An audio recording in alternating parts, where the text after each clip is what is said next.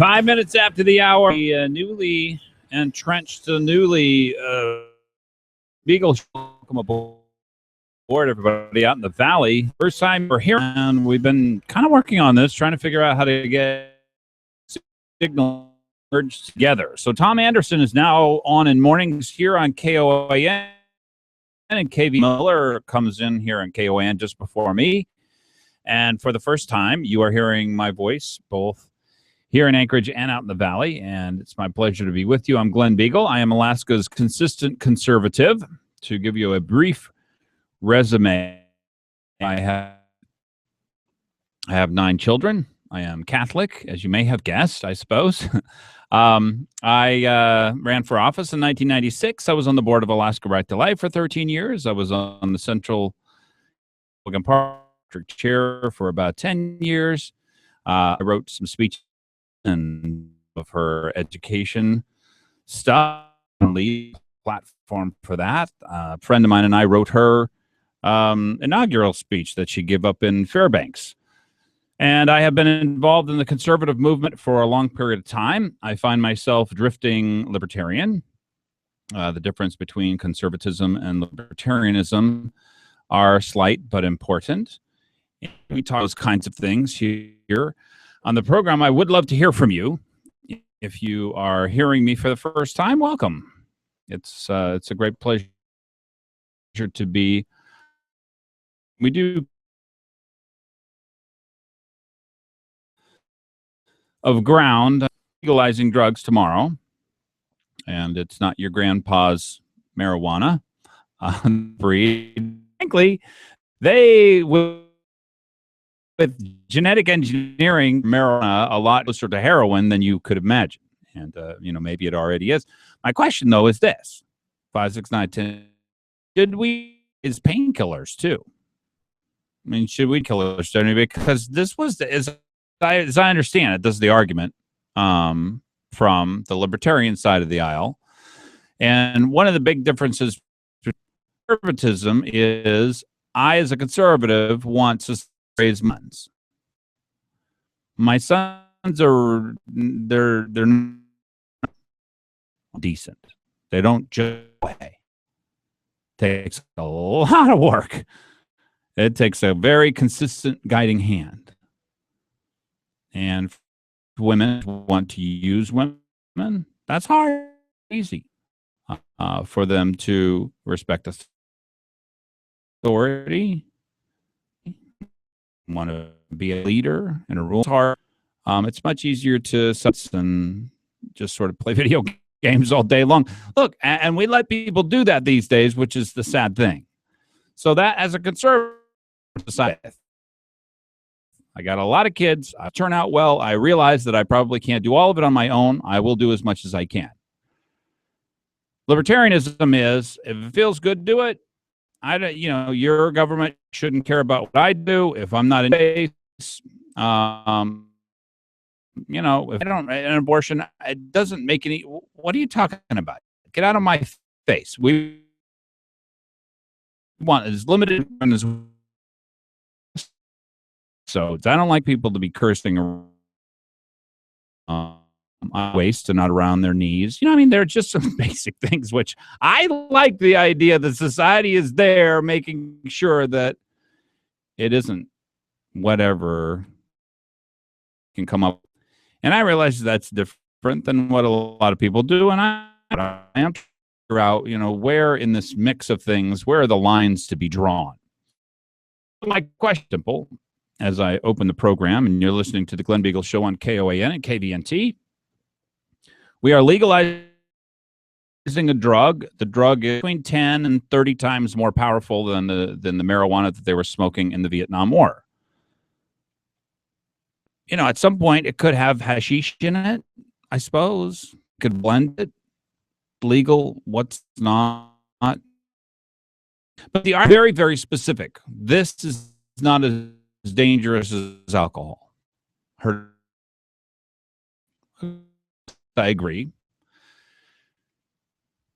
I know that this is mental illness, and now I'm hearing that 1/3 of all mental illness is caused by marijuana or marijuana. It's a contributing factor. So my question is this: if we're going to legalize, happens in 8 hours, people will be lighting up and they'll be toking and smoking and doing whatever candy with marijuana in it, since I guess it's the THC that's legalized. My question is this: anybody, the killers are more, I mean, they don't cause people to go beat other people up. You can smack someone around. Am I wrong on that? And I think that was the basic argument, if I have it right. What? So legalized marijuana. Big question of mine: can hand marijuana smoke laws be? No, by the way, they already decided this. And they decide secondhand smoke just like secondhand smoke, just like cigarette smoke. Now, I have a feeling that secondhand marijuana smoke is probably a lot more interesting than cigarette smoke. And by interesting, I mean dangerous. And by nicotine that you get is probably a lot less than the amount of THC that you'll get in secondhand marijuana smoke. So my thoughts on it. As we look out across our society and try and figure out how to raise children that respect authority and respect their own rights or responsibilities in society out there that make a big difference. And Parachutes is Peter is going to be on just after the show. KOAN 95.1.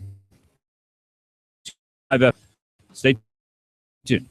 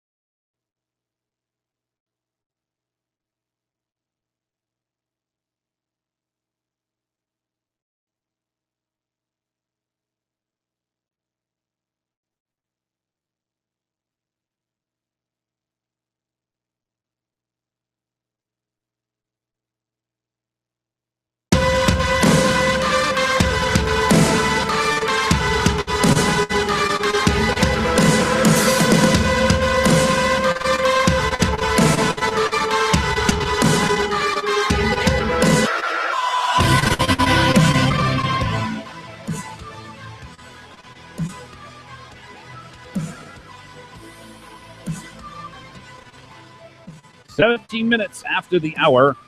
It is the Glen Biegel Show, and if you're wondering what happened with the Tom Anderson, the Tom Anderson Show started its inaugural day on KOAN and KVNT in the morning. So today was his first day. I listened to at least 2 hours of the show. I thought it was great, and he's a very engaging person. So I hope you do give a chance and give him a listen, because I think he's worth listening to and will really add a lot to your mornings. I am on just after Joe Miller on KOAN and Lars Larson out on KVNT. This is Glen Biegel, and we are, I think, solidifying the schedules here for KOAN and KVNT.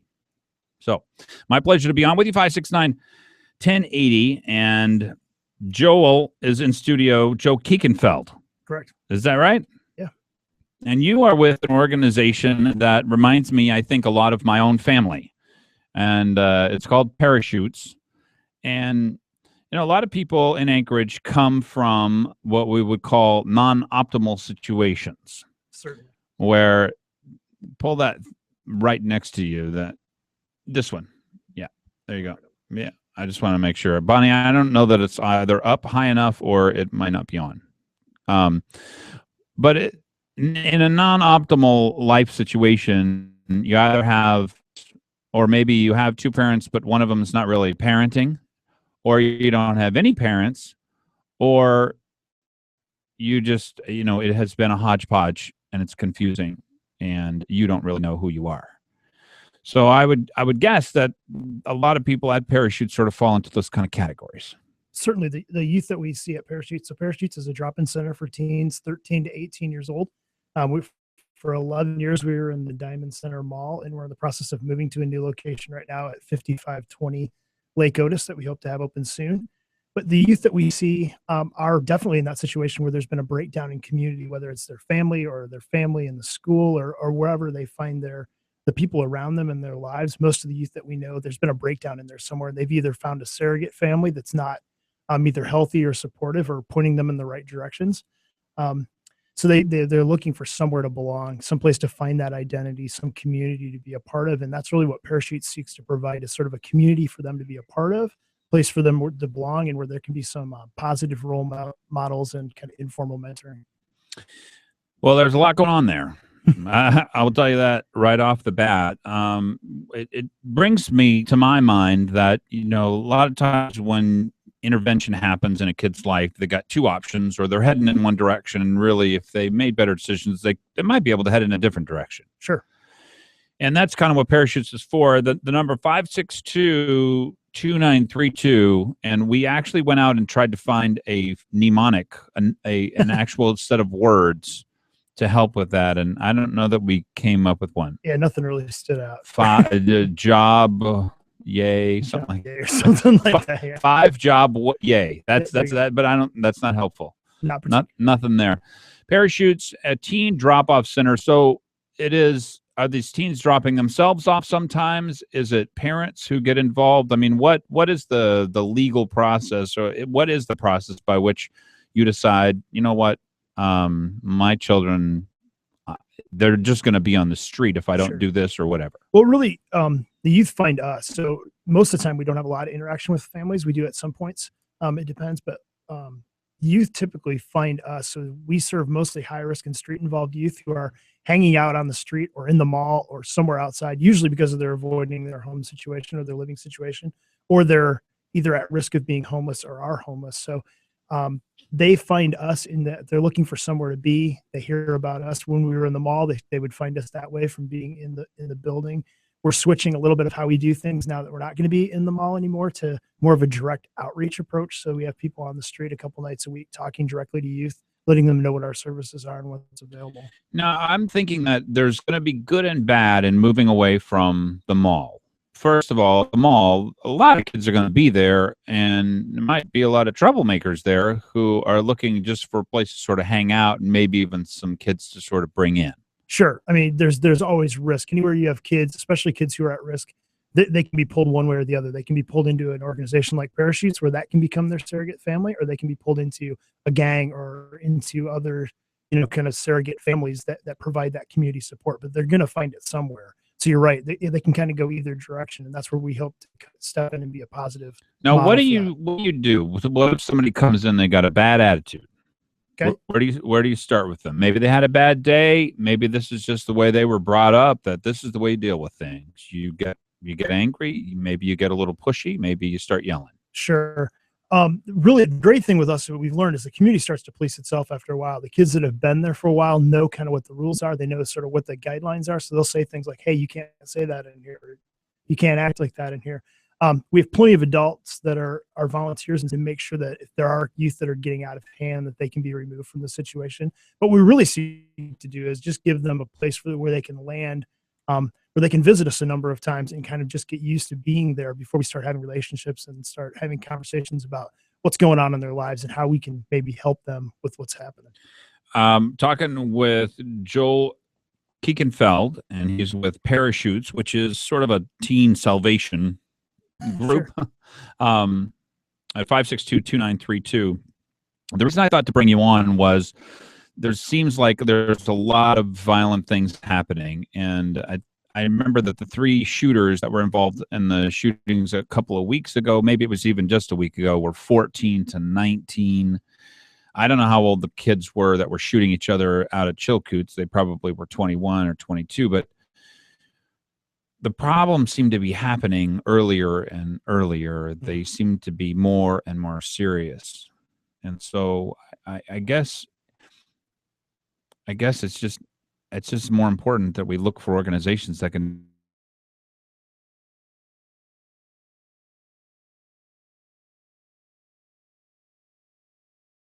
Yeah.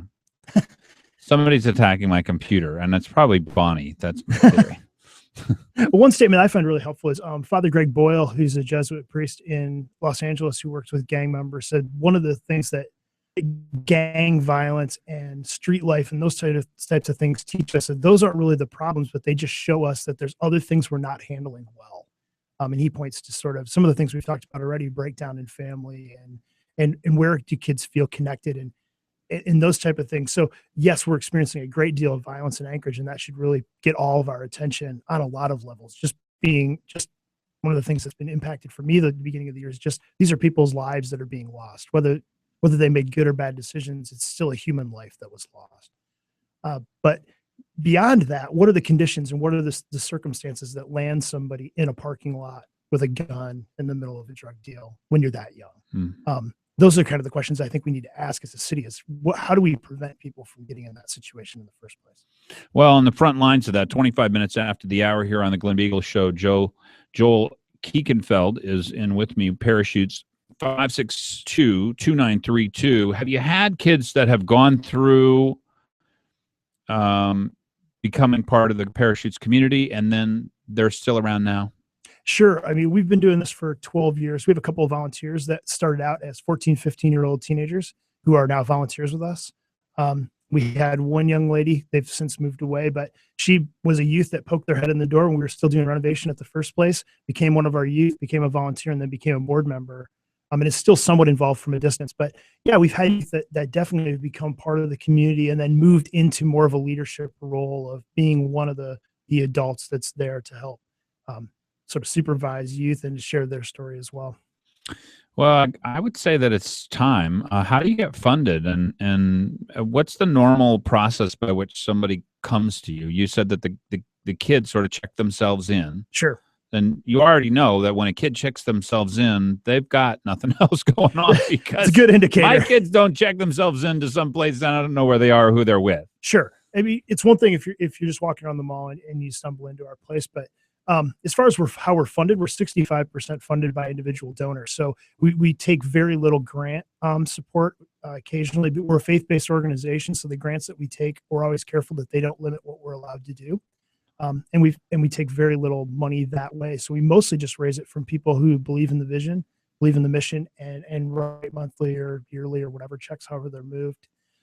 As far as how youth get involved, it really is that step of just them either hearing about us on the street from one of our outreach workers or being referred from another organization or finding us because they know we're out there and a lot of word of mouth. For adults getting involved, I would just have them go to our website first at parachutesalaska.com and check out the information that's there. and see if it's something they might be interested in. Well, it's a message of hope, in kind of a world that's in need of that these days. And I think that you guys are doing just the right thing. So I hope you keep doing it. I know you will. I mean, you guys are really strong. You're doing a great job. So congratulations with it. His name is Joel Kiekenfeld, and he's with Parachutes 562-2932. And would if there are kids who you think are at risk and maybe they could be helped by this, if they don't have any other structure, this is a great one to put them into. Yeah, we'd be willing. Thanks, Joel. Appreciate you coming in. Today is the Military Support Day, by the way, and I'm going to be giving away two $50 gas cards. You might need one of these gas cards, Joel. If you could bring a whole bunch of people down to Denina Center and take a photograph of you, yourself, and anybody you bring down, or even anybody related to you bringing people down, take a picture of yourself, and I'm giving away two $50 gas cards for the Military Appreciation Day going on down at Denina Center. This is to show support, community support for our military. The Army is down there doing some listening sessions and want to gauge whether or not Anchorage really supports the military being here, remaining here, and also up at Fort Wainwright. So a very, very important day. Joel Kiekenfeld, thanks so much for coming in. Stay tuned. The Glen Biegel Show continues. KOAN, KVNT. Love to hear from you. 569-1080 is the number.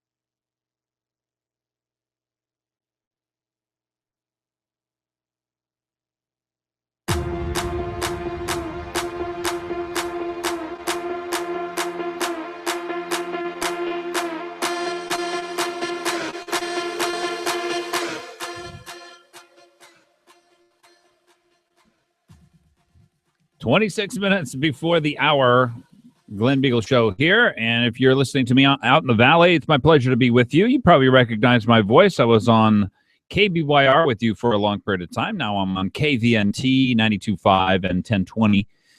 And you can go check us out at 1020 KVNT or 1080 KOAN. The hour sponsor for this hour of the Glen Biegel Show. And Bonnie Cameron, by the way, is on the other side of the glass. We need to take your phone call. And she pipes in and corrects me whenever I really, really need it. Is 569-1080. And I think there's a number for KVNT. But actually, I think the phones are forwarded. Oh, the phones are forwarded. So that number will work. If you dial 569-1080, you will get into the studio here. And that's probably the easiest way to do things. The hour sponsor for this hour of the program is Alaska's Independent Subaru Service Center, and they happen to be the best Subaru place, actually the best shop in town. 6 out of the last 12 years, 2002, 2006, 2008, 9, 10, and 2013. I'm talking about A&A, the shop. If you've got a Subaru, they can take care of it, so it can take care of you. Give them a call, 562-3919. That's on the corner of Tudor and the Old Seward Highway, and 696-2096 out on Ashley Park Lane in Eagle River. So if you're between here and the valley, that's probably a good place to stop in. I think if you call ahead, they actually can give you a ride into town from the valley. Here in town, they can get you to wherever you work. If you drop your car off in the morning, they will get you to and from work. So make sure to give them a call, but they're the hour sponsor for this hour of the show. I asked a question at the opening of the program, and it was, should we just legalize painkillers? You know, oxycodone, OxyContin. And those can't be harmful like alcohol, can they? I suppose you could drive. You know, do most people, are they driving around under the influence of OxyContin and oxycodone?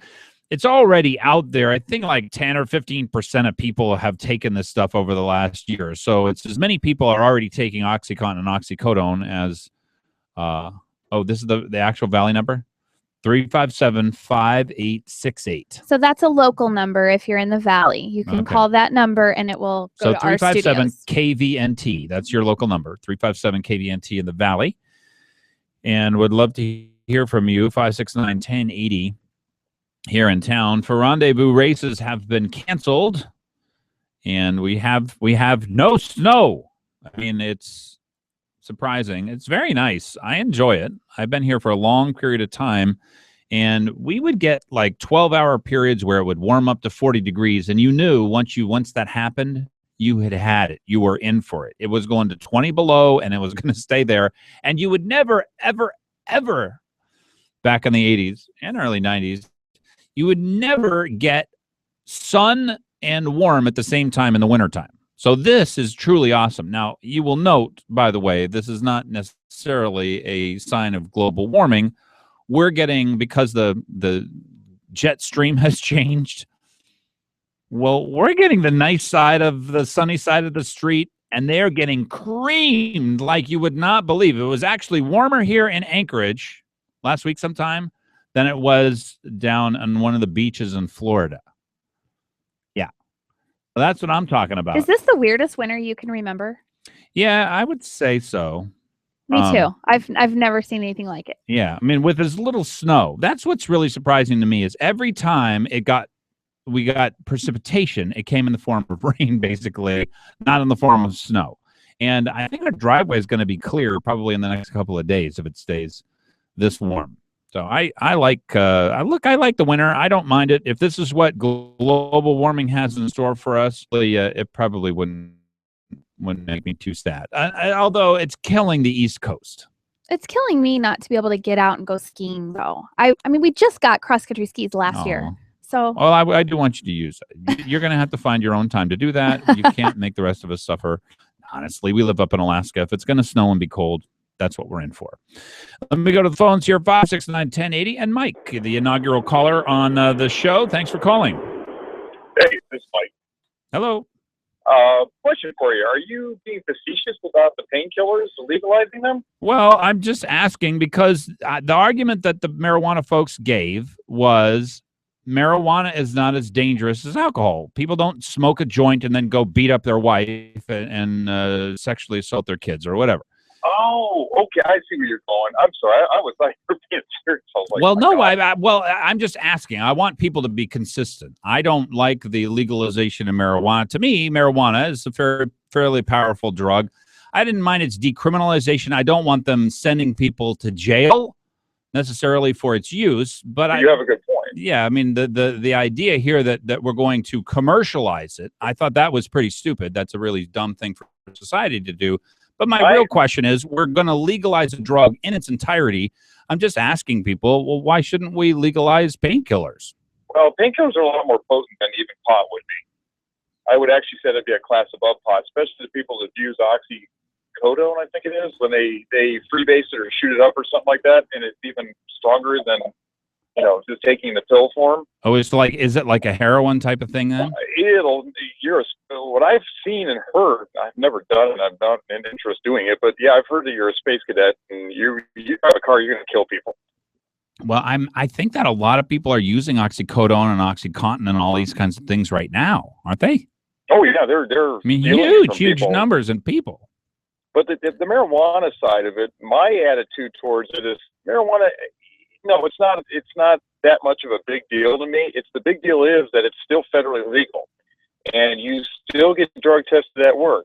You will lose your job. Yep. So we're going to have a whole bunch of stoners that are on welfare and everything else. And guess who's got to foot the bill? You and I. Well, that's what I don't like about this supposed libertarian movement. It's a false libertarian movement. It's actually the worst of all worlds. Because what they'll get, Mike, is they'll get to do what they want, and then I'll have to pay for it. Oh, definitely. Yeah, it's going to be welfare cases, and I can't see my kids because I got fired because I was smoking pot. Congratulations. Yeah. Well, Michael, I'm interested. We're going to try and get Taylor Bickford on. It's going to be legal here in, I think, about 7 hours.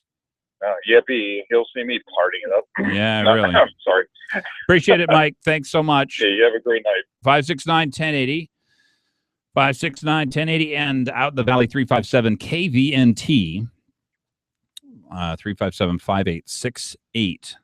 Yeah, I guess I'm being facetious here. I mean, legalizing a drug that is essentially, I don't know if it's universally available, but it's going to be. Down in Colorado, they have more marijuana dispensaries. Do I have this right, Bonnie? They got more marijuana dispensaries than Starbucks and McDonald's combined. Now we have, let's see, I think we have 7 or 8 McDonald's. We probably have about 25 Starbucks here in town. So, I mean, we could be talking about 50 different marijuana dispensaries, and I don't think they've fully even legalized marijuana sales. I've heard a lot of people are going to become businessmen. Small businessmen, also known as what used to be called a drug dealer. Now they're going to be selling marijuana. If you can imagine, I'd love to hear from you. 569-1080, 357-5868, the Glen Biegel Show, our inaugural show out in the Valley. Welcome aboard, everybody out there. You're listening to Alaska's consistent conservative. David, welcome. Yes. What's on your mind? No, honestly, I mean, I personally think it should be legalized. The painkillers or just marijuana? Yes, I mean, well, both. But I mean, people who want to get their hands on it are doing it anyways. Yeah. And then we're putting the bill to put them in prison and whatnot. I mean, people are going to make their own personal decisions whether they're good or bad. And I mean, you get people who want to use them, for pain and stuff like that, and should be able to make the personal decision to do that. Now, that takes some personal discipline to be able to, not abuse it. But, I mean, I just think we generally overregulate too many things. Well, and you bring up a good point, and I guess people do get addicted to the painkillers maybe more than marijuana. I've heard marijuana is addictive at somewhere between 9 and 15% of cases. Yeah. And maybe the oxycodone and OxyContin are more addictive than that. So that might be an argument against their equating. Yeah, I mean, I see people's point of view on both sides. But at the same time, I mean, people are going to do it regardless. You can legalize everything, that you want to, make illegal or whatnot. And I mean, people are still going to abuse it. I mean, well, when we started out the country, basically government's job wasn't to tell you what to do or what not to do. Cocaine was legal, heroin was legal, and we tried to make all of those things illegal. Here's the difficulty that I have, and this is the libertarian side of me coming out and talking here, David. I could accept that you're going to be responsible for yourself, and yes, you may destroy your family, but a lot of people are destroying their families anyway, taking drugs. But I don't want to pay for it.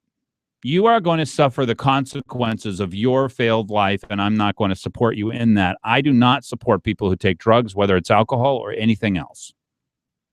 I mean, yeah, I mean, I see your point of view on it. I mean, it's kind of a double-edged sword. I mean, but right now, if people took drugs, I mean, they're talking about weight gain being a disease. So I have to support somebody through Medicaid and Medicare if they're heavy, if they're overweight.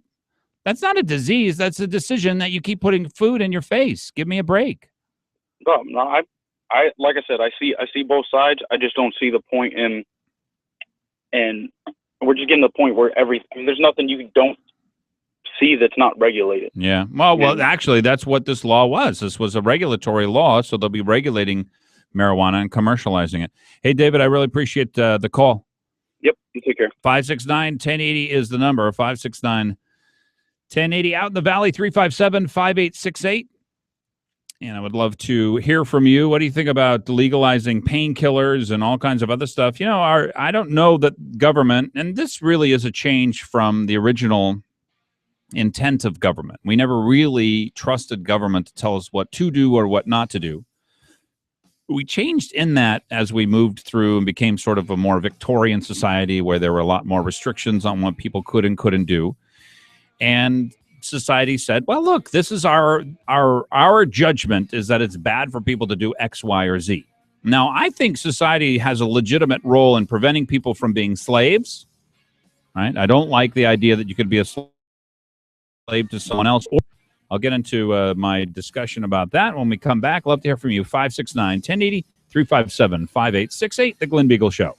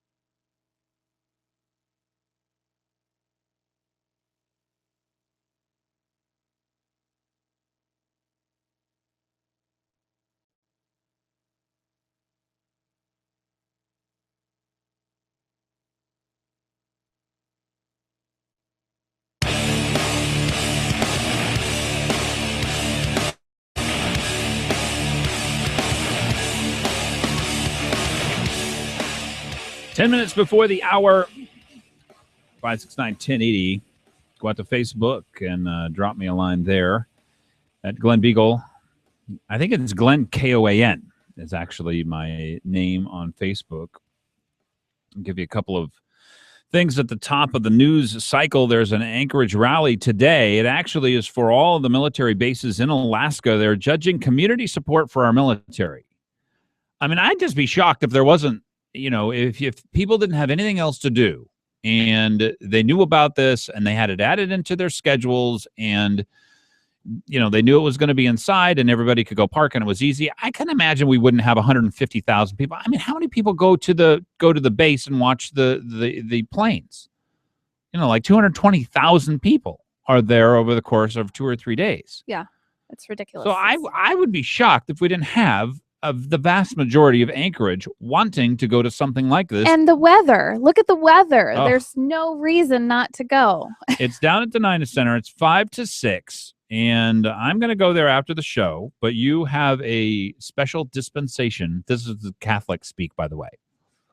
If I was the Pope, I would be able to grant a special dispensation. I cannot grant that, but I can just, offer it to you just as a sign of support. And what I'm planning on doing is if you take a picture of yourself down at the Denina Center, you and however many people, just get a bunch of people to act like they're in your group, and I'll count that. And Bonnie, I'll put this up on my Facebook page and the Glen Biegel Show Facebook page. But we're going to give away a $50 gas card, courtesy of Payless Car Sales and the Glen Biegel Show to you. If you show up, and you have to have more people than I'm going to bring. So I'm going to bring every last person in my family, and hopefully that will be 10 at this point. And so you're going to have to beat me, whatever that is. Otherwise, I'm taking the gas cards. I could use the gas, too. It's $50 worth of gas, from our good friends over at Payless Car Sales. But you've got to go down to this Denina thing. So that's my reward for you today. And then take a picture and just submit it on the Facebook page or get it to us somehow. I mean, there's got to be some way. I think we're actually going to have email addresses as well, Bonnie. So we're going to be Glenn at glenbiegel.com and Bonnie at glenbiegel.com. And so that's the way we're going to do it. 569-1080, 357-5868. Look who it is. The guy in the middle of the battle down in Juneau. It's Wes Keller. Wes, welcome. Wow, thank you. And I am delighted. Do my understanding are right? The year is your first day of broadcasting out there in the Valley. If so, that's just fantastic. I'm delighted to have you there. Well, no, it's a great pleasure to be on. So we're out on KVNT out in the Valley, which is 1020 and 92.5, and here in town on 1080 and 95.1. So yeah, and it's the first day. We have Tom Anderson on in the morning, and then Joe Miller comes on just before I do, at least here in town on KOAN, and then I'm on the 2 or the 4 signals for the 4 to 6 the drive home. So yeah, it's a lot of fun. I'm really looking forward to it. It's like being home, Wes. That is fantastic. We're glad to have you. Glad you're home. Yes. Oh, there's no doubt about it. The afternoon drive. I would love to get your view. I'm really trying to get people to go out to this event at Denina Center. The Army is thinking of downsizing by 120,000 troops. There are 30 different bases that they're looking at downsizing at. 2 of the bases are in Alaska, and we could lose 5,000 troops and their dependents from each base. So you got to figure they're going to choose, if it's 120,000 and there's 5,000 at each base, they're going to choose, what would that be, 26 out of the 30 bases. They're going to downsize that. So we are really going to have to be in the top echelon of people for community support, I think, in order to keep our soldiers here. That's exactly right. It's very, very important to get in there to the Denina Center, and I believe there's one in Fairbanks tomorrow. But yeah, they need to hear from us, and you're right. It's very devastating. They take them away. That's huge, huge economic impact on us, and it makes sense for the whole United States too, because we're in a very strategic location, and we need to hear from as many as possible. So we're on the record. that we I would love to have come up myself, and I would have, but it gets pretty hectic down here. So what we did is we kind of pooled our resources, and we sent our share of fares up. So Rep Reinbold was there, I think. Okay. But yeah, that's good advice. Well, look, we have, 225,000 people or something visit the military bases, during the air show? Oh, yeah. I can't imagine that. Look, this is more important than that. Yes, you're not going to see airplanes, but frankly, your planes, although this is Army that's going to be cut. That's how important this is. A big deal. It is. It's huge. I just hope people realize how big. Yeah, the economics are huge. $500 million at stake here in South Central. You could be talking about 30% of the economy could vanish if they don't keep that brigade up there. And as we well know, the feds don't necessarily just decide to do stuff for our benefit. So we need to yell out. Well, I just put together the numbers, and if they're looking at 120,000 cut troops, cut, and there are only 30 bases that they're looking at, that means 120,000 to 5,000. That means they're looking at, I guess, what would it be? 24, 20, 28 at 26 or 28 out of the 30 bases. So it's that serious of a situation. Yeah, it is. All right. Tell me real quick what's going on down in Juneau, and is there anything that the average citizen can do to help? Because it doesn't look like the governor is helping us a lot. I was a little shocked he added $20 million. Oh, look, we found $20 million. Let me put it back in the budget. Are you kidding me? We're $3.5 billion. As far as in the legislature is concerned, we're in shock in the sense that we realize that, yes, we are really, really here, and there's some good cuts coming down that just have to be done. No cut is a good cut if you're on the receiving end of it. But frankly, that's all we're getting done. The budget, trying to find ways to pull back. But so far, the discussion hasn't really been honest, because the real problem that we have is in the two big elephants in the room where people are really hesitant to go. One is the healthcare cost, specifically mostly Medicaid. And I'm sure the other one's education. You got it. Wes, I don't know if you can stay on with me. Unfortunately, we're just out of time. Can you hold over the break, or can we call you back? I can. I got a meeting that started 2 minutes ago. Hey, Wes, I really appreciate you calling in my inaugural show out in the Valley. It's a great pleasure to have you on. Thanks for doing some good work down there. Okay, Glenn. Thanks for being there. All right, you're listening to the Glen Biegel Show on KVNT and KOAN. Love to hear from you. 569-1080, 357-5868.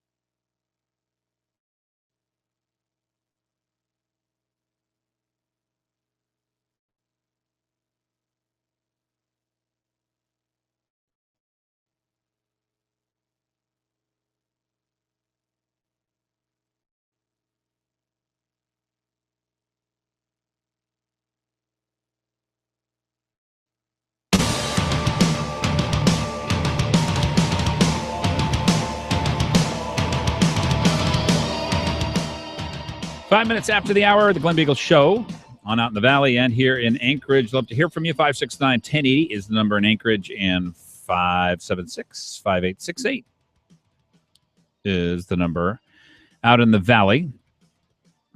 There you go. 357-5868. Sorry about that.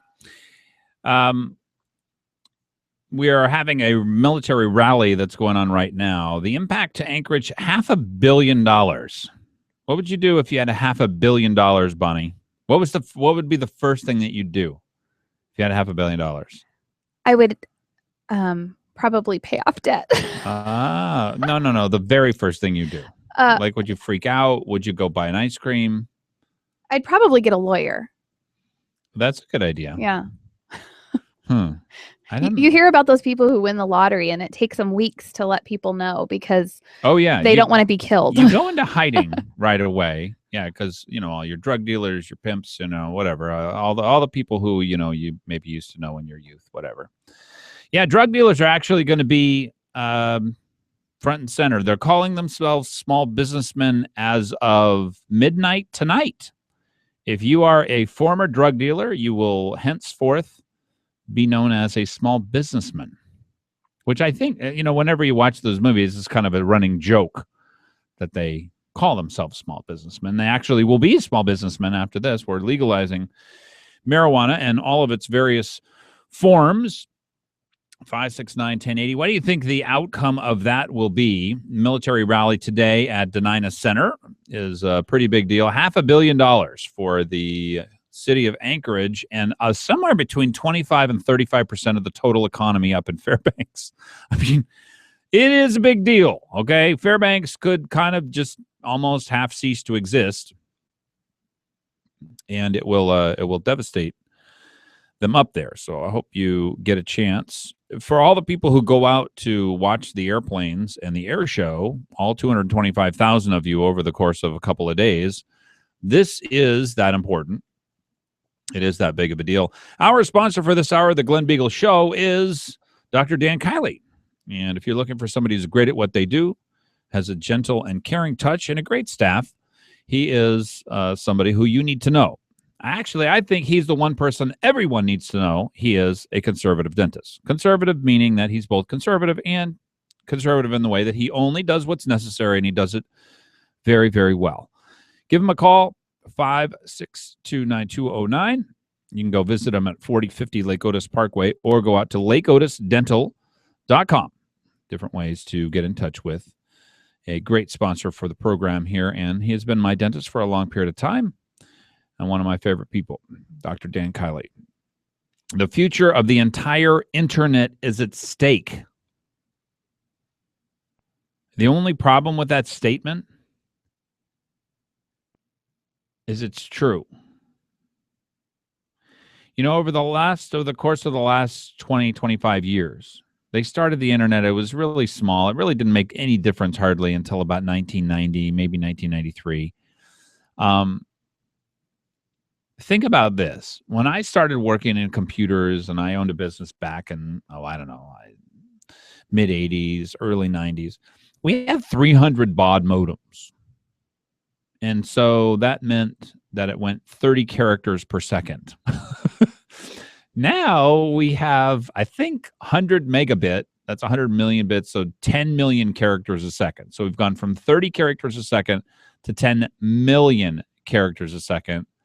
You see if my little pea brain can, that is 333,000 times faster. So what we've done is, instead of the government telling the internet, here's what you will do, here's how you will treat traffic, here's what you need to do, and not only will you do it, but we're going to monitor what you do, and if you don't do what we like, then we'll punish you. The way business has worked is, you want better service, we'll give that to you. It'll cost you a little bit more, then the cost goes down. As everybody gets better service, then they give you better service, then the cost goes down, then they give you better service, then the cost goes down. That's the way we do business. The internet is the perfect example of something that does not need government to operate well. On Drudge today, the future of the entire internet is at stake. The FCC is trying to control, they call it net neutrality, which means that every packet of information theoretically will have an equal weight. The internet companies cannot give a higher value, say, to your YouTube video, which if you're streaming it, it makes a big difference as to whether or not it's delivered on time versus an FTP download, right? A file transfer download. That doesn't make hardly any difference if it's a consistently streamed content. Your web content, you don't need it to come to you a little bit at a time over a long period of time. You need to come really fast for a short period of time, because then you're reading the page, right? Then you're going to move on, and then you need it fast again, then you need it slow. Do you understand that the government getting in the middle of this thing is the antithesis of something that's worked? So I agree. I think this is very a dangerous precedent, and the government intruding where it is not needed, where our businesses have done something which I really have imagined. How fast, how powerful our phones are going to be, how much data can flow across the internet. We couldn't even imagine it. And here we are looking at fixing what's not broken by giving Barack Obama and his henchmen and the FCC control over through net neutrality, which I would venture to say, I don't know, 1 in a million, 1 in 10 million understand what net neutrality means. Because you have to understand all the technological foundations of the internet in order to understand net neutrality. Even people who are in the business, most of them don't even understand net neutrality. It's very likely I don't understand all the implications of net neutrality, even though that's kind of my job. Anyway, if you are worried about it, I don't think the Republicans would be doing this, by the way. I do think this is a big difference between Democrats and Republicans, that Republicans generally shy away from having government control and try to, quote, fix something that's not broken. Look, that's my view as to the two different sides. You can make the argument if you want, 569-1080, 357-5868. If you think Democrats and Republicans would be exactly the same on this issue, I'd love to hear from you. Lots to cover on the program today. Stay tuned. The Glen Biegel Show continues.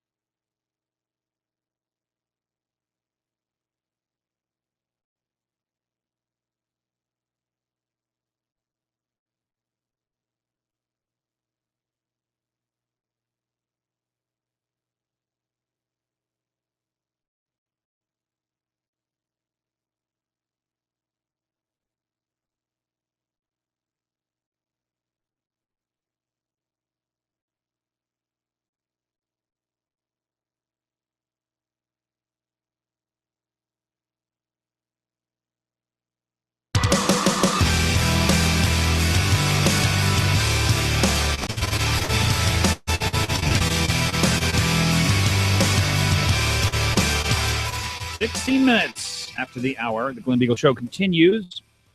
A couple of offbeat stories that caught my eye here. Love to hear from you, 569-1080. And one of the sponsors, Payless Car Sales, and Ollie and his team over there, Oscar at JC, Russell, and all the sales staff at Payless Car Sales, they do it a different way. And if you go, you'll find out it's not a high-pressure situation. They've already listed their cars at very low prices, and they're expecting you to come in with armed to the teeth, all the information from Craigslist, and the only thing which they're hoping list loser, like me. I kept thinking, I'm going to do a deal in the history of the world off Craigslist today, and I think I did it 3 or 4 times. It usually doesn't turn out that way. It's not actually a very solid way to do it. How about this, though? A business who has a car shop, they already have their own auto shop. They've seen every different kind of car. They can hear from the sounds that it makes. They've tested all the brakes. They know everything about the car, everything that can be known about the car, and then they service the car. Then they list the car at a good price. You come in and bargain for a better price. That's the process. There's nothing that works better than this, by the way. They want to sell you a good car. They have lots of great cars on their lot. 677 Auto, Payless Car Sales, 919 East 5th. Go and ask them about what they have for you. One of the gas cards we gave away was a guy who wanted a diesel truck, and they actually have 2 on the lot, so I'm very interested to hear how that process is going to go. And looking forward to that. And the other guy, I may actually get to do the ride-along. They have all these fancy cars, probably fancier cars than I've ever owned in my life down there at Payless Car Sales. And so I'm looking forward to going on a ride-along in one of these cars. It might happen tomorrow, maybe a little bit later, but definitely go and check out Payless Car Sales. Oh, and what's our giveaway today? We're going to do something about the military. Yes, so whoever support. can get the picture with the most people in it, Okay, and message us on our Glen Biegel Show Facebook page will win the $50 gas card, okay. courtesy of Payless Car Sales. Sweet. I like this plan. It has a dual benefit. One for you, $50 in gas, which, as turns out, unless you have a Suburban, is actually at least a full tank of gas. If you have a Suburban, it's about half a tank of gas still. It's getting better. I had a Suburban that had a 42-gallon tank. Wow. I put $165 in gas in the Suburban in one fill-up. I'd never filled it up before because we were going on a big trip, and the reason I'd never filled it up is because my credit card would never let me put that much gas in it. It was like $4.50 a gallon or something like that. So I'd never run the tank down far enough or had enough money. So I actually went from one pump to the next pump, and I think I might have even gone to a third pump before it would let me put the last $15. That's got to be some kind of record. $165 in one tank of gas. That is absolutely insane. I do love the gas prices going down, but I don't like I get the oil more of a prices benefit going from down. that. Well, unless they steal $10,000 in income taxes. I am convinced they're going to do that, by the way. They are going to come after my paycheck. I know they are. They're going to come after the dividend, and then they're going to steal that away. And then they're going to come after our paychecks. I'm convinced of it. I want a fair tax. I'm all for the fair tax or flat tax. That's a federal tax. Would even be better, yes. But the flat tax would be better. Sales tax, I love the even numbers. If something's $20, I want to pay $20.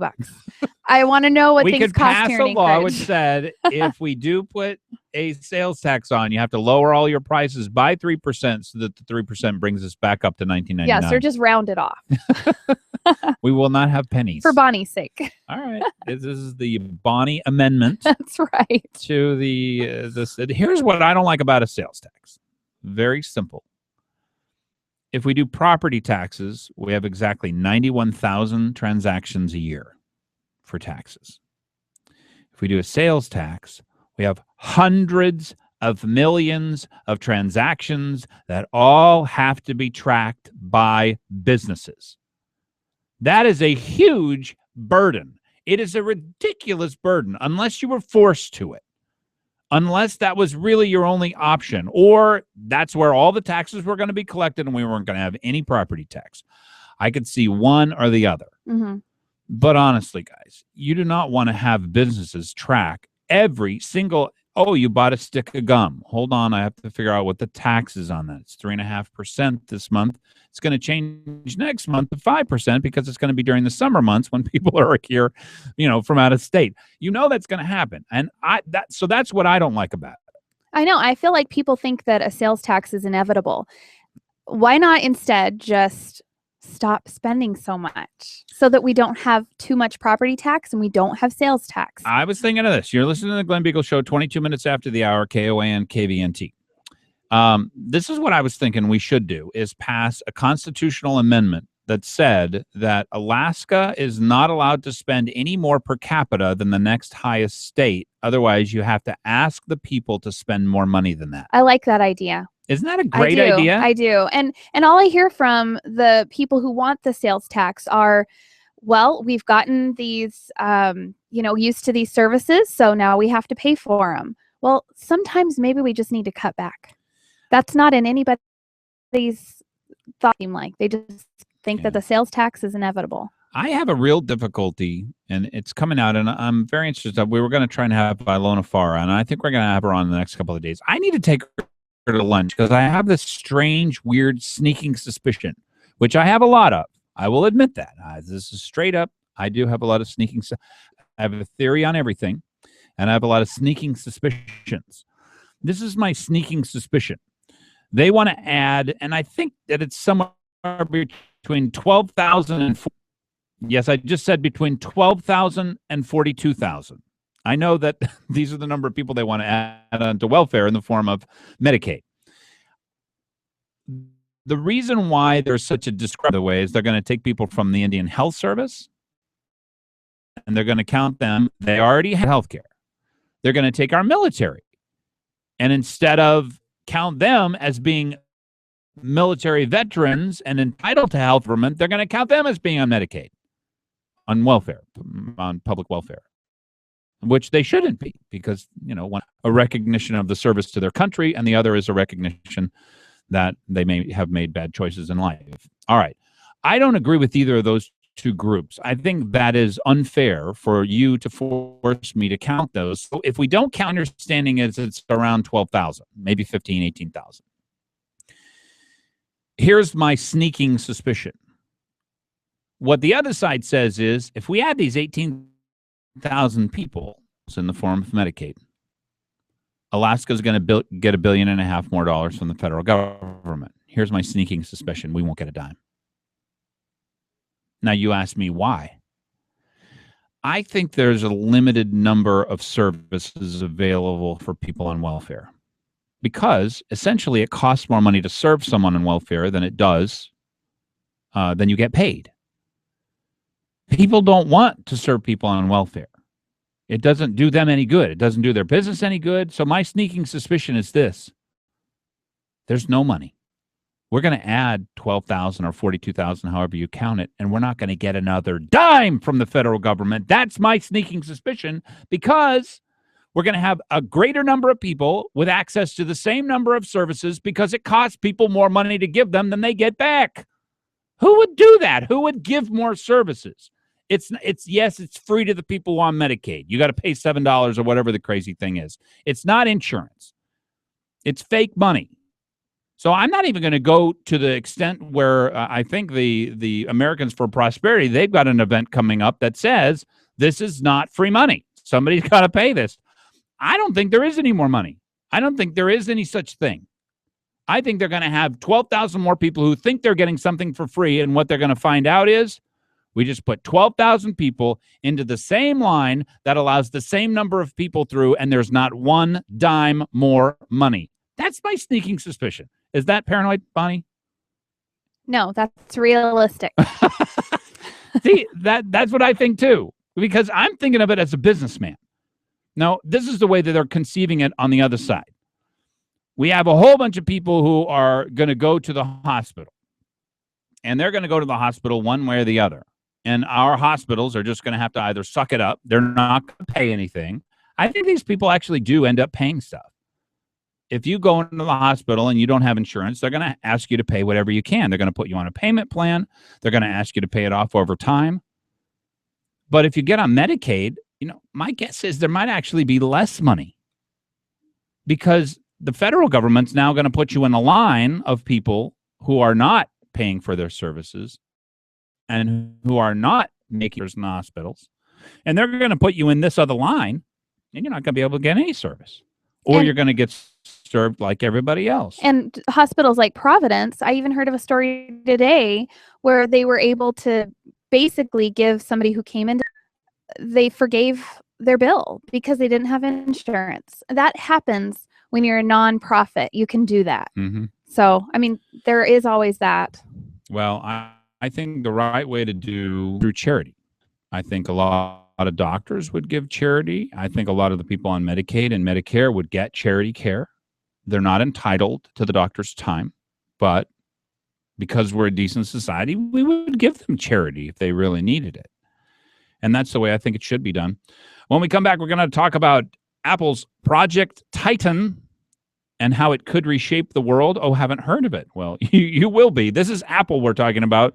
Could be the first $1 trillion company. That would make it, 1/16 the size of the United States? No, not the economic output. That's just the value of the company. And the Alaska Dispatch News also has a story out there about how they're saving money on street maintenance, and I'll tell you why they shouldn't be. This is just my ranting as a conservative. 28 minutes after the hour, the Glen Biegel Show. Love to hear from you, 569-1080 and 357-5868.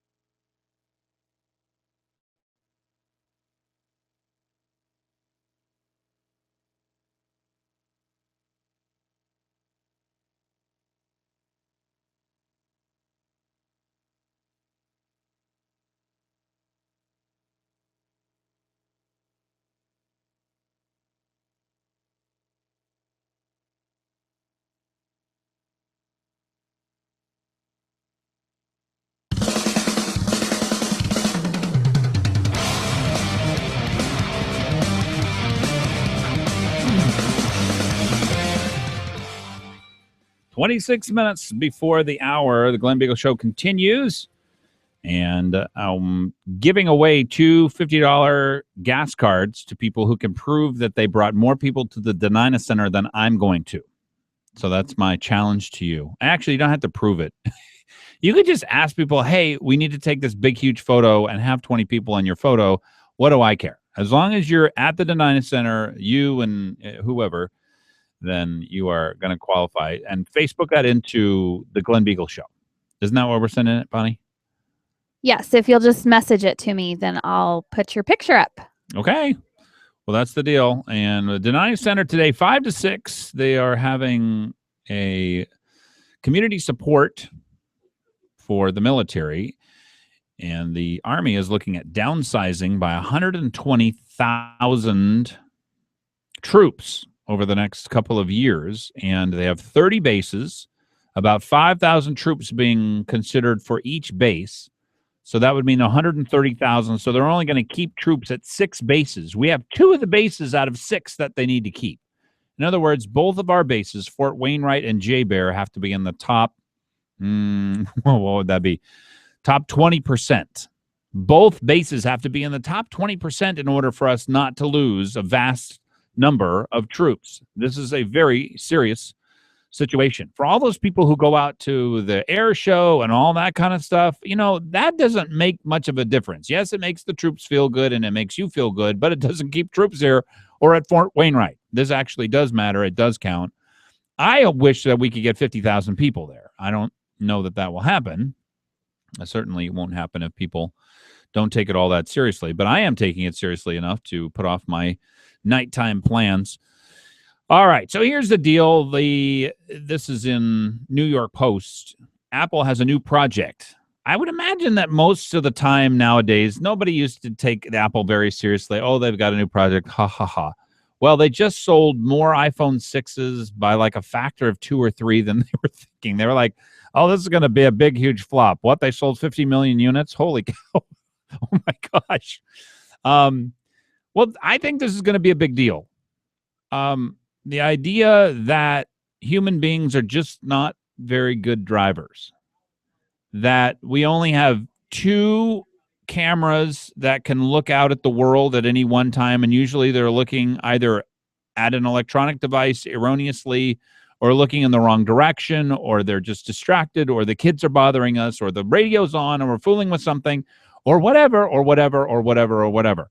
Your car, though, could have 20 different video devices looking at the world, watching all the cars around it, watching for people trying to cross the street, watching for somebody rolling a ball out into the street, watching for a kid going against traffic on a bicycle, whatever. Your car and the ability for your vehicle and computers to essentially process what's going on around you is 10 times now what you're capable of. And I don't, we've made this transition where computers used to be able to, Watson is the perfect example of this. Deep Blue playing chess against Kasparov, another example of this. This is not science fiction. It is science fact. Computers will be better drivers than you could ever be. It is a fact. It's just a matter of time. So that is what Project Titan is about and is going to recognize. Detroit had a good year in 2014, selling 16.5 million autos. Listen to this, up 1 million from 2013. The stock of Ford GM doing very well. Motorists responded well, not only to low interest rates, but to all the technology in cars today. Everything from touch screens and Wi-Fi hotspots to hybrid technology and backup cameras. But in just 1 week, Detroit's vibe has gone from hip to has-been. Well, Apple is going to be looking at bringing driverless cars into reality. My question is to you, do you think that they will ever be up here in Alaska? Because I think there's still some chance, maybe remote, that a car is going to have a difficult time understanding what the conditions are at any given time, because you could drive 15 or 20 feet and you could be on dry pavement, then you could be on wet pavement, then you could be on ice, then you could be on dry pavement, you could have ruts in the road. You are processing lots and lots of different things that you've learned to drive on and, over time. Is it possible that Alaska could be one of the only places where these driverless cars do not take a foothold? Actually, my new car, that's not very old, maybe a year or so, it does sense when there's slippery traction control. Yeah, it's weird. Like, I'll just be trying to get out of a parking lot and it'll start kicking in its whatever it is, and it says you're on slippery pavement, and it won't go very fast. And here I am trying to get out of the parking lot across the traffic. So Already I don't controlled. know. I mean, it could happen. You don't even have to pump brakes anymore. That's actually me with a remote control. I'm just screwing with you. It is really frustrating. 20 minutes before the hour. It's called Project Titan, and it is going to bring a driverless car. They have various warehouses. Google is working on the same project as well. And essentially, BMW already has some of this technology. If you pull up to a space that you want to park into and pull right in front of it, it will back your car in and actually park your car in a space. We're there. We're almost there. I don't know how long it's going to take for us to get there, but I do believe that if this is what Apple wants to do, they're going to have a car which will have exactly the right features, exactly the right controls on it, that it will be able to do it. My question, though, is, will Alaska escape some of this driverless technology just because it's such a confusing place to drive? And I'd like your thoughts on it. 569-1080, 357-5868. And Todd, you got to have some ideas here. What do you think is going to happen?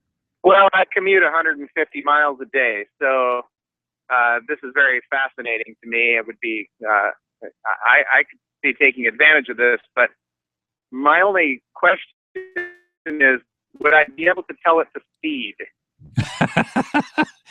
That feature is extra, and it's going to cost you. And I don't know whether or not you would be able to tell it to speed. I can tell you this, though, Todd. If it was safe, you would gain out of your life the ability to enjoy another hour and a half of life like you never have before. Yeah, and then the other question is in the left lane. I was just going to say something about that. Get her, policeman. Driving 65 miles an hour, would it tailgate for me? Do you know, over the weekend, that drives me crazy about that is that it's just one more law that makes me feel so helpless. That the government's just taking over my life and my Bonnie choices is for me. teaching you horrible speeders a lesson. Stop speeding. I don't Stop do trying to that. go around people. No, okay, so I'm Your the one. friend was, no. Oh, yes, she was. I am the one who gets over if there's someone behind me, and so I don't think that I should have my rights taken away. Well, they won't be taken because of away. I that. mean, that's the important thing here. You got to You realize guys. it's only going to be enforced when there's some crazy person who is actually going 5 miles an hour under the speed limit. I don't know, Todd. I don't know. Will it tailgate? I think we'll be tailgating by about 5 feet because the cars will probably talk to each other and tell each other, okay, I see a hazard coming up. I'm thinking of braking in about 30 feet. Everybody get ready to stop, and the whole column will come to a stop. Yeah, but it's going to take a while for everyone to G. Yeah. And with human beings in the mix. Yep.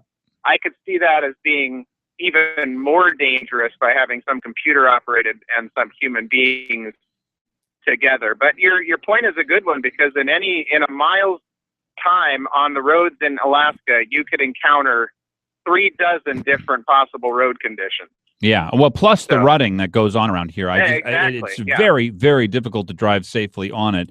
And maybe we'd all drive at 30 miles an hour because the ruts are so. Hey, Todd, appreciate it. Have a good one. Yeah, you too. Go to the phones here. Talk to Jake. Jake, welcome to. Oops, we lost him. Jake, give us a call back. KOANKVNT 5. What happened? hold on. I'm going to give you back to Bonnie. Bonnie's going to work some things out, and then we're going to discuss things. Oh, are we ready now? Jake? Jake? Well, I don't hear Jake. Jake? I hear you. Here he is. Oh, Hallelujah. I'm sorry. I'm Well, trying. here's what I think is going on, Jake. I'm clicking the button to take you on air, and Oh. Bonnie's clicking the button to take you on air, but those are canceled. I think that is what happened. Believable. Oh, very good. This is another Welcome reason back why to human beings should not operate difficult machinery. Like cars and stuff. Welcome back to Drive Time, Glenn. Oh man, isn't it great? I love being on. It's a great pleasure to be yeah. on. Now, some of them cameras on them cars happen to be first units and mooses. Oh yeah, because they're going to be watching for moose and hazards wandering across the street and all kinds of stuff. Yeah, if they can see an infrared, the moose blending in with the background will work out great. Because That's very true. As it is right now, you can't see them. That is very You true. know. It's one of the scariest things. If you're out on that highway, I don't know how many moose are hit a year, like 1,000 moose a year, and I've known people who've hit them. They just wander right out of nowhere, and it's very dangerous. Yeah. Anyway, that's what I wanted to say. And like you said again, welcome back. Thanks so much, Jake. Appreciate it. All right, you're listening to KOAN, KVNT, the Glen Biegel Show, 15 minutes before the hour.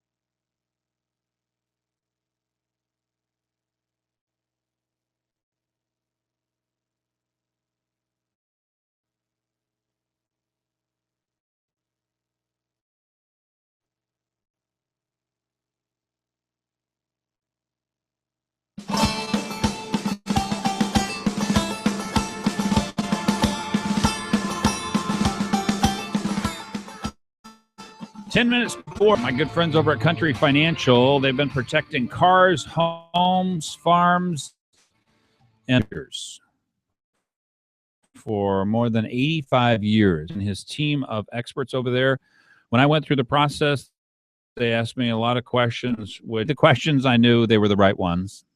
They helped me understand what my responsibility is to my family and what my future may or may not be, depending on what I wanted to invest and how well I did that. They are experts in all of this. And that's something that most of us simply cannot claim. We don't know as an expert in investing or in doing what's right for as far as our insurance goes. Country Financial can help you with some of life's harder questions. Hope you give them a call. They got 13 locations all across the state of Alaska, 5 here in Anchorage, 5 out in the valley, all the way from Kenai up to Fairbanks. Country Financial can be found at countryfinancial.com and 866-COUNTRY. Country is spelled COUNTRY. Grin. See, that's a little colon parenthesis. That's my favorite part of the show, by the way. Grin. All right. The other story that I wanted to talk about, and welcome aboard, everybody. It's the Glen Biegel Show. We're on out in the valley now, as well as here in town. I would love to hear from you. Your voice much more important than mine. That's 357-5868 if you're out in the valley, or here in town, 569-1080. In Anchorage, a lack of snow saves city a heap of money on maintenance. This is from Devin Kelly in the Alaska Dispatch News. And it may be saving the city of Anchorage a heap of money, but I don't think it should. I don't know if you've noticed this, but I'm driving around, and it's like an obstacle course. You know, you've mapped out in your mind, okay, there's a pothole about 3 feet from the right-hand side, and then I've got to turn back around that because I'm running to the rut here on the left-hand side. And I have to make sure that the previously poured potholes, I go over those at a certain speed so I don't actually launch into the atmosphere. You know, I mean, it's not easy driving around in Anchorage. I got news for you. If you guys are saving plowing the streets, I have a suggestion. How about you spend some of that money fixing the roads so that we can drive like normal human beings? It's ridiculous. 569-1080. Large surplus. I don't know where they get a large surplus. We're 3.5. Large surplus has materialized in spite of budget cuts. So the city's public works department last year said the department's head, Ron Thompson, in 2013, the surplus was $1.7 million. We have saved $1 million on snow removal. Please, the streets, please. I'm begging you. Everyone out there is begging you. Pretty soon we're going to just get upset about it, and then we'll see where things go. Wasilla school bus monitor arrested on child sexual assault charges. This is like the worst case scenario. Troopers received reports of the sexual assault February 6th, and investigations led on to the Friday arrest of 41-year-old Timothy Querapel of accounts of sexual abuse of a minor in the second degree. You know, a man whose sexuality is broken is a very, very dangerous creature, and you have to do everything you can to try and protect yourself from them. Red carpet questions, are they sexist? Just on the face of it, what do you think, Bonnie? Anything with the words red carpet in it, I just pretty much tune out. Oh, my goodness. So you'll have to tell me what Reese they say. Witherspoon is making a pretty good case here. Okay? And she's somebody who I actually trust. You know, I mean, she's cute. I do like perky, Reese Witherspoon. And she's got blonde hair, so. But that's not why. Whatever she says. Is it sexist to ask a woman what designer she's wearing on the red carpet? What about if that's the only question she hears in interview after interview? Getting closer to being true here? Maybe. First of all, it might be sexist. Does anyone really care? I think if you live in Hollywood, they care. Because what else would you ask her that you would actually want to know information? Why? My real question is, why ask George Clooney? I think they ask him what he's wearing too. They probably do, but then they go on to say, Mhm. and what do you think about global warming? Right. So I don't actually mind answers about what you're wearing. I do mind any answer you give us about global warming. So I prefer, I guess, sexism. Well, I'm pro-sexism in case of asking Hollywood people anything. that is true, though. That's a good point, because I can't think of any questions that they ask women other than what are you wearing? We got home at night and we compared notes, she explained, and I told him every single person who interviewed me, and I mean every single one, asked me, how do you balance work and family? And he said the only thing that people asked him repeatedly, oh my gosh, was about the breastages on the blurred lines model, his co-star in Gone Girl. Apparently, so apparently the sexism is just that's You know why? It's because we're not equal. we're just not equal. I don't Get know. used to it, people. Well, Men and women are here's different. the part that is unequal. Men are visually stimulated. That is their reward in life. And women are stimulated by other things. Conversation, protection, strength, character, lots and lots of different things. So, yes, it is true. Men and women are totally different. All right. Her Ask Her More initiative. She's actually got an initiative about this, Reese Witherspoon. Has ignited a trending conversation on social media. So they are trying to ask women more about what they really think. What does Don Young think of a potential Mark Begich challenge? I'm going to guess here. Bring it on. It would be what he's going to say. I don't think Don Young could beat Mark Begich if Mark Begich did run for that seat. I think it would be a very, very difficult race. In 1972, in a race against Nick Begich, who disappeared a few weeks before Election Day, was about the only time Alaska's longtime congressman lost a bid for the House of Representatives. He has since served 22 terms. But will the Republican face another Begich in 2016? I am never worried about the competition. The congressman told Steve McDonald, if they decide, the people, that the person is better, then they'll vote for him, and I will not be reelected. I wonder if Joe has the common sense, who's on just before me, to run against Don Young. I'd like to see that race. I would enjoy that race.